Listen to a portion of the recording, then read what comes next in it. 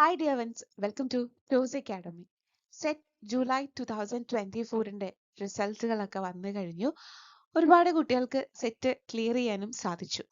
ശരിക്കും വളരെ ടഫായിട്ടുള്ള ഒരു എക്സാമിനേഷൻ ആയിരുന്നു ജൂലൈ 2024ലെ സെറ്റ് എക്സാമിനേഷൻ എന്ന് പറയുന്നത്. അപ്പൊ സെറ്റിന്റെ റിസൾട്ട് വന്നവരെ സംബന്ധിച്ച് പാസ്സായവരെ സംബന്ധിച്ച് നെക്സ്റ്റ് അവരുടെ ഒരു മേജർ കൺസേൺ എന്ന് പറയുന്നത് എങ്ങനെയാണ് സെറ്റിന്റെ സർട്ടിഫിക്കറ്റിന് വേണ്ടി അപ്ലൈ ചെയ്യുന്നത്, എത്ര വർഷത്തെ ഒരു റിലാക്സേഷൻ ഉണ്ട് നമുക്ക് അപ്ലൈ ചെയ്യാനായിട്ട്.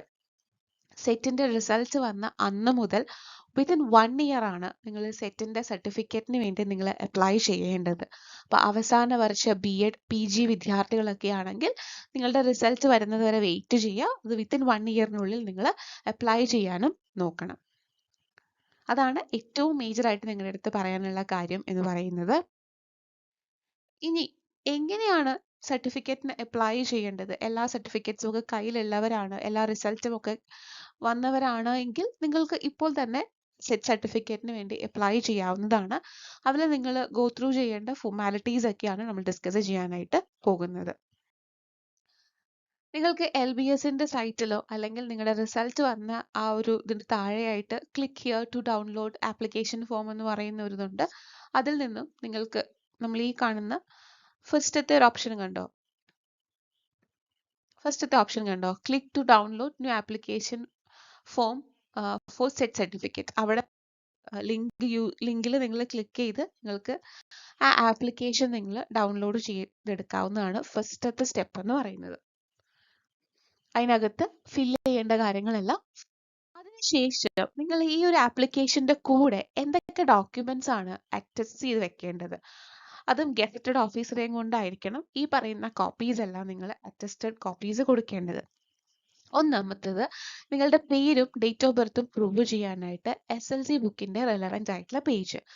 അതേപോലെ സർട്ടിഫിക്കറ്റ്സ് വെക്കേണ്ടത് പ്രൊവിൻഷ്യൽ അല്ലെങ്കിൽ ഒറിജിനൽ സർട്ടിഫിക്കറ്റും മാർക്ക് ലിസ്റ്റ് അല്ലെങ്കിൽ grade sheet post graduate degree എക്സാമിനേഷന്റെ PG എക്സാമിനേഷന്റെ ഓരോ സെമസ്റ്റർ വൈസ് ആയിട്ടുള്ള മാർക്ക് ഷീറ്റും ഫൈനൽ സർട്ടിഫിക്കറ്റ്.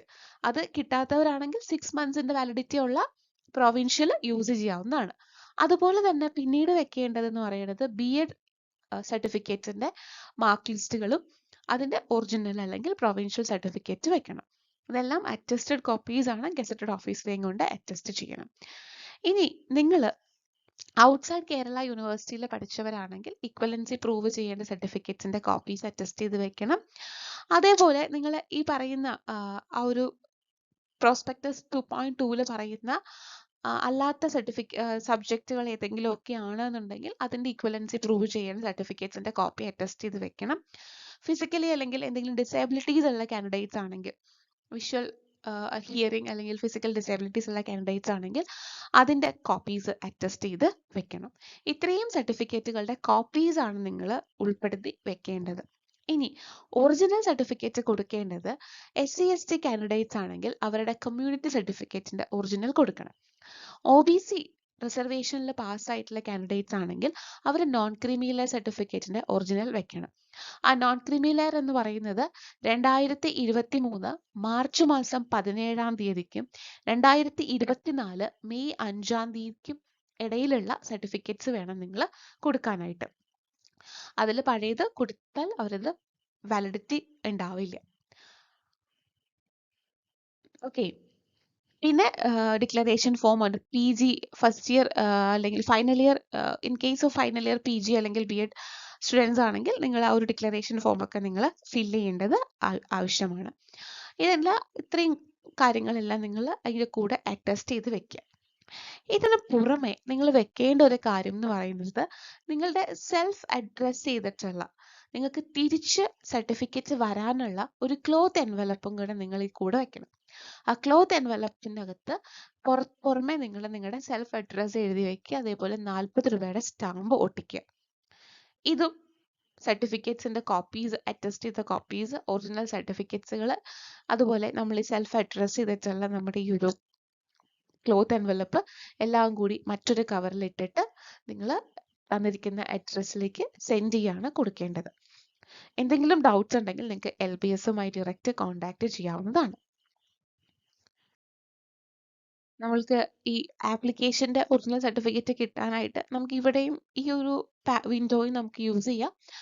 അതിനകത്ത് നിങ്ങളുടെ റോൾ നമ്പർ, നിങ്ങൾ ഏത് സബ്ജക്റ്റാണ് നിങ്ങൾ ഓപ്റ്റ് ചെയ്തിട്ടുള്ളത്, ഡിസ്ട്രിക്റ്റ് ഓപ്റ്റ് ചെയ്തിട്ടുള്ളത്, ഡേറ്റ് ഓഫ് ബർത്ത് കൊടുത്തതിന് ശേഷം ഡൗൺലോഡ് ആപ്ലിക്കേഷൻ ഫോം കൊടുത്താൽ നിങ്ങൾക്കിത് ഡൗൺലോഡ് ചെയ്തെടുക്കാവുന്നതാണ്. ഇങ്ങനെയും യൂസ് ചെയ്യാം. ആ ഒരു ലിങ്ക് യൂസ് ചെയ്ത് നിങ്ങൾക്ക് ഡൗൺലോഡ് ചെയ്തെടുക്കാൻ പറ്റുന്നതാണ്.